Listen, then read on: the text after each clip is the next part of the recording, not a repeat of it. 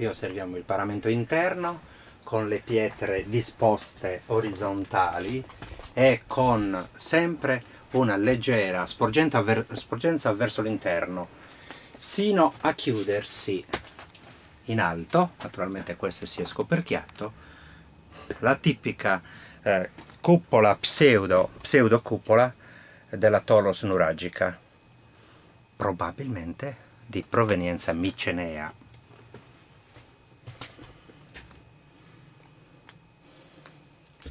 Bellissimo questo sistema costruttivo sul corridoio d'ingresso, come chiude ad arco ogivale molto accentuato.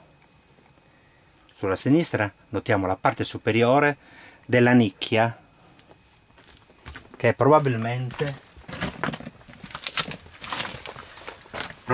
l'inizio della scala per raggiungere la sommità della torre. La scala interna elicoidale.